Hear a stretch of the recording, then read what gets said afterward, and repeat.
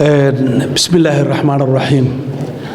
قف كستا أو جوبت جوجا هذا نسني لعنو مقعدو لما كلا جاري كرو وحنكو سلام يا مقعيسة ملقيه سيا ماموس كيسة أنا قوم مرينا يا سلام تقيمها بدن الإسلام السلام عليكم ورحمة الله وبركاته وحان مهدكو وادله وأنا مهد علينا يا دليل دي فولاد يسوع أبابولي إن عاوة إنه هل كان يسوون نمادنا سدا قيمها بدن لإيسو دوي رنتي قاتك وناكسن فيصل يرجيسه ويلا صهد لنا وحيدا حفلة بانكو سمينا يسوع دوينا وحنا ورير يوكي بان هاي مقالة دي بان شوقاي هاي الشديننا حدنا وحيدا هذين مايا وين نموتشنا كالنتا أتكل هذا هاي reer UK iyo qarankaba waan idinka mahad celinaya sidoo kale to ururka SSUK oo nin dhalinyaro ah dhawaan doortay waxa loo baahan yahay inaad wada shaqeysaan waan soo dhaweynaynaa xamse inay wada shaqeeyaan waa loo baahan yahay ururadaasi wada jir ayaad wax ku noqonaysaan marka aad isu tagtaan aad wada joogtaan baad wax noqonaysaan marka dadkay soo dhaweeyay waxaan filayaa badidoodu waa dadkii aanu xisbiga ururka wada bilownay waxay ku tusaysaa halgankii badnaa ee la soo galay dadka qaarna isbedel xukuumadeed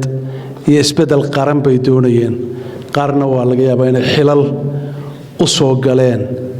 markaa ururadii iyo xisbiyadii socday intani waxay maqraati ka yihiin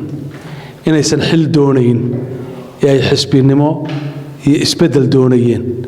waad ku mahadsantihiin aad iyo aad waynu wada saan qaadnay waynu wada joognaa meel ka badanna waa wada tegaynaa haddii aad xil soo doonataanna xushmadda koowaad ayaad leedihiin xaqiiqiyan xushmadda koowaad baad leedihiin waad la socotiin xaaladda dalkeenna waxba inaguma seegana waa suuragal in markii xukuumaddu dhalatay ay qaar badani yidhaahdeen war waxaan rabnay inaannu gudaha gallo inaannu madaxtooyadii soo salaanno odayga iyo qaabab noocaas oo tiro badan xoogaa waxaa suuragala dad badan oo joogay inay culays kala kulmeen waxaan idiin sheegayaa madaxweynaha waxaa doortay Soomaaliland oo dhammaystiran oo aad ogeydeen codkii ay siisay culays bay ku ahayd inuu qof walba oo goobta joogay qaabilo wuxuu jecelaystay in kuwii hore ula joogay oo og yahay inay la joogayaan inuu dib u dhigto oo soo hormariyo meelaha cusub ee hadeerto la saan qaaday waxa intaa uu helisay hawlaha baaxadda leh ee madaxtooyada gudaheeda yaalay ee uu la kulmay muddada uu joogaa hadda waa sanad iyo wax yar waad ogtiin inta uu joogayna waxa uu yimid dalkii oo kala furfuran colaad taagan hubkii oo gacanta ka baxay dalkeeniyo inuu jabhadihii iyo khatarihii dib ugu noqdo ku sigtay xilligaas oo kale waa xilligaynu odhan lahayn madaxweynaha intaynu garbaha qabanno aynu garab istaagi lahayn socodsiin lahayn ee maaha xilligii aynu aragti iyo xil labadaba ugu doodi lahayn ama ugu xanaaqi lahayn madaxweynuhu wax badan buu qabtay wixii ugu horeeyay uu qabtay waxay ahayd colaadii taagnayd ee gobolada Soolbari iyo Sanaag-bari ka taagnayd waad la socotiin in hub badan beelaha gacantooda galay hubkaasi wuxuu keeni jiray in dadkaasi isku dhacaan maalin walba colaadaas soo noqnoqoto madaxweynuhu wuxuu go'aamiyay in xabadda ka dhacda aagaasi ay noqoto xabad ka dhacday ciidamada qaranka ee Soomaaliland ay noqoto iyo dadka ka soo horjeeda ee aysan noqonin beeleedyo aysan noqonin markiiba wuxuu qarameeyay ciidamadii aagaas joogay ee beeleedka ahaa wuxuu kala wareegay hubkii waxaana laga soo wareejiyay meelihii ay joogeen waxa loo furay tababar iyo tareerino ciidan taasaa keentay in xabaddii halkaas istaagto sababtoo xabadda halka ka dhacda xabad qaran bay noqonaysaa taasaa keentay weliba ciidamadii waa la soo yar durkiyo dib baa loo soo raray labada dhinacba kuwaasina waa durkiyeen xaggana waa la soo durkiyey si amniga loo ilaaliyo xabad joojinta iyo nabadaas meesha ka dhacday ayaa keentay in deegaamadaasi salka dhiga sanaag bari baa sidoo kale iyaduna ka mid ahayd intaa kuma koobnayn deymo tiro badan iyo howlo tiro badan baa loogu tegey madaxtooyadii markii la tegey kuwaa la fahaantoodiiba iyaguna culays noqday qarankii oo cusub oo markaa uu madaxweynuhu ku cusub yahay inuu dhaqaajiyaa looga baahday ciidamadii uu ballanqaad u sameeyey 6,000 in ka badanna la qarameeyey hubkoodiina la soo wareejiyey oo loogu talagalay mushahar kordhintii ayaa iyagana fayskii kaleeto noqotay waad la socoteen ballanqaadkii madaxweynuhu sameeyey ahayd in xilmudeedkiisa uu 250 boqolkiiba ciidamada u kordhiyo inuu qaybihii ugu horreeyey bilaabay oo ay maanta ciidamada qaranku nin waliba ay saadkiisa ama akoonkiisa ugu dhacdo lacagtu iyadoo tiro koob lagu sameeyey iyadoo la wada diiwaan geliyay waxaas oo dhan ayaa taagnaa meesha waa suuragal markaa qaar badan oo halganka ka mid ahaa oo meesha yimid inay jeclaysteen inay arkaan ay suuroobi weyday intaa waxaa dheerayd international community oo iyaga la fahantoodu ordayay iyo culaasyada kale ee siyaasadeed ee deegaanka ku xeeran intaasoo madaxweynuhu u babacdhigayay intaasoo u adkaysanayay sidaasoo ay tahay haddana lugta ma uusan dhigayno cid kasta inta ugu badan uu arki karayo wuu arki karayay xaaladihii gobollada awdal ayaad la socotiin iyagana hadeerto awdal iyo selal oo xukuumaddu iyaduna hadeerto soo afjartay colaadda waa suuragal inaad aragteen xukuumadda oo go'aamadeedu isbedelayaan ma ahayn jileec doqonnimona ma ahayn turaale dalka iyo dadka bay ahayd in sidaa la sameeyo xukuumaddana waxaa ka go'an inuu isku hayo bulshada madaxweynaha inuu ilaaliyo wadajirkeeda inaan cidi ku dhiman colaad inaga dhexdeenna intaasiba way jirtay oo waxyaalihii kala kulmay dhaliilaha la tabanaya waxaa ka mid ah arrimaha waxaan rajaynaynaa rag badan oo xil doonayay markii hore oo xukuumadda ka rajaynaya xilal ayaa fayskii hore aysan suuragal u noqon inay xil qabtaan laakiin waxaa tusaale fiican hadeerta oo bilow fiicana in isbeddelkan hadda imanaya aad aragteen dhalinyaro badan oo raggii xisbiga u soo halgamaya oo ka shaqeeyey oo xilalkii loo dhiibaya hadda aad aragteen waa bilow fiican xilku waa meerto in badan oo kalena wuu qaadayaa ee ha sugaan xukuumadda isbeddel baa la wada eegayaa oo dalku isbeddel buu eegayey waan aaminsannahay madaxweynahana waa gaadhsiinaynaa inaan isku beddel loo baahnayne isbeddel loo baahan yahay ee aan isku beddel xukuumadeed loo baahnayn xisbinimadu waa wax qiimo badan waddani baan ahaayo wax kasta oo la ii sheego way igu adkayd xisbiyada kale inaan galo laakiin maanta waxaa soo baxday haddii aad la socoteen safafka xukuumadda iyo araajida ugu badan waxay ka yimaadeen xisbigii kulmiye ayaa laga hayaa marka iyagii oo dhan baa soo dhiibtay applicationskii marka waxaad arkaysaan raggii waddani joogay maanu dhiiban jirin siifiyada maanu dhiiban jirin laakiin halka kan hadeerto waxaa soo wada istaagay nimankii shalaytu xilka ka degay ee aanu kala wareegnay ayaa maantana xilalkii safaf dhaadheer ugu jira waxaan leenahay war xisbigiinna aamina haddii aad xil doonaysaan soo gala xisbiga ka mid noqda soo halgama raggaa soo halgamay jiiri maysaane soo gala laynka markaa ka bacdi aynu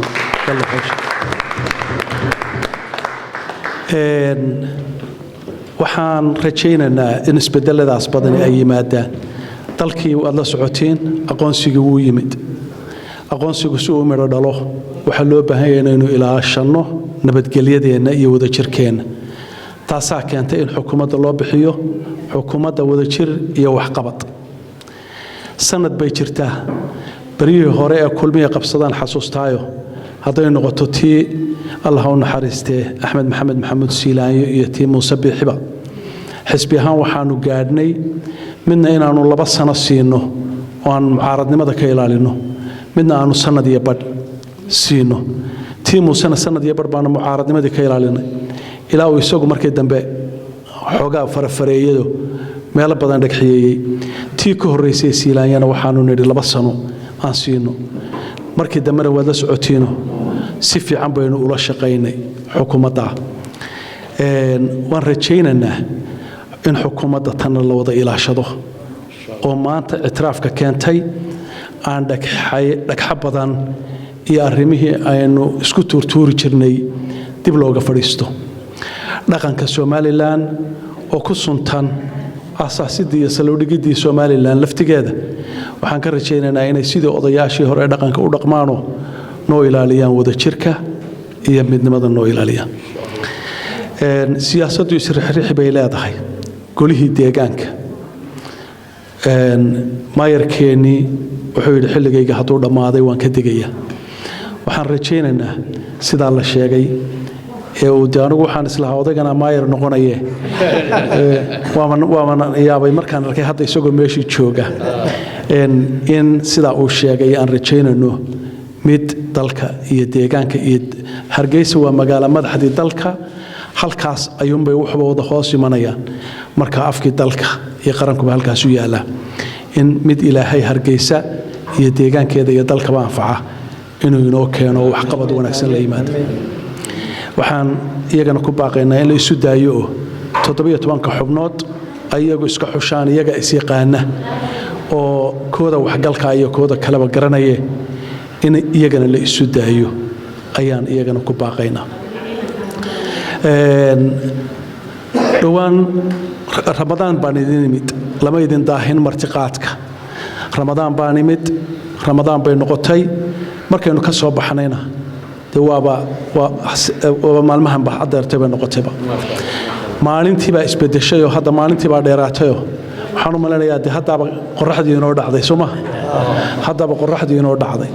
marka taasaa keentay in dadkuna culaysyo badan iska jiraan waqtigii iyo saacadihii ay kala duwanaadaan marka lama daahin soo dhaweynta lama daahin dhawaan waan noqon doonaa ana idinku metela dhamaantiin baarlamaanka iyo qaranka baana idinku metela xagga markaan joogo reer UK baana qof kasto idin kamid yahay markuu yimaado waan soo dhaweynana ana la soo xidhiidh xildhibaanada iyo xukuumadaha waxa laga doonayaa hadii inay iyagu daboolaan culeysyada ka jira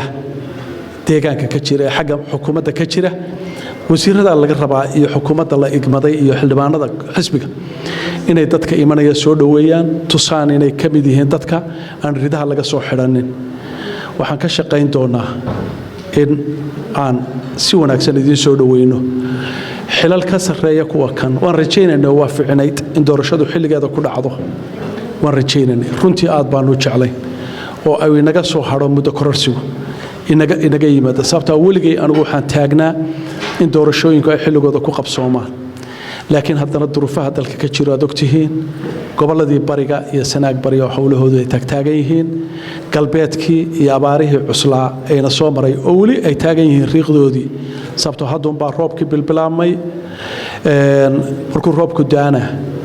xoolaha laftigooda waxay u baahan yihiin caws u soo baxa iyo doog sidaa awgeed in maaragtay waa loo baahan yahay in abaarahaas iyo waxyaalahaas in doorashadaasina xilligeedii ay naga dhacdana waa filaynay laakiin waxaan rajaynaynaa in doorashooyinku inoo hagaagi doonaan oo waqtigooda noogu dhici doonaan oo xilli munaasiba ku dhici doonaan xil ka sareeya waynu gaari doonaa qarankan wax ku leenahay sidaa la sheegay adeerkay buu ahaa barasaabkii ugu horeeyay ee Maroodi Jeex loo soo magacaabay 1960kii markii xorriyaddii aynu isku darsanay Soomaaliya aynu isku darsanay ninkii barasaabkii ugu horeeyay isagoo ahaa reer Ceerigaabo buundada buurahan ay maraan godka ay ka dusaan hadday arkeen boodhka yara ku yaalla waxa ku yaalla injineerkii dhisay godka ay qoday isaguna adeerkay buu ahaa marka qaranka marti kuma nihin waa leenahay ma heeso oo heesaha ma aqaan laakiin haddii aan heesi lahaa de waxbaan odhan lahaa eraya macaan baan odhan lahaa dhalinyarada isabaabishay waan sheegay foolaad aad iyo aad baan ugu mahad celiyey inay la shaqeeyaan wada shaqeeyaan waa sheegay محمد ديك markii dhaweyto wuxuu yiri application lagu sii dhiibaya buu yiri application badan baan ku sii dhiibaynaa buu yiri marka waxaan u maleynayaa weydiin gabanayay madaxtooyada aad buu u galgali jiray markuu nala joogay isaga tiirgaamiya waa u sii dhiibaynaa isagaan u dhiibaynaa wixii uu qaadi kari waayo anaa qaadi doona soo dhoweynta aad tusteen quality-ga iyo qiimaha intaasaa sharaf weyn iyo ah hablaha quruxda badan ka soo qayb galay ee soo maamusayna aad iyo aad baan uga mahad celinayaa salaamu alaykum wa rahmatullahi wa barakatuh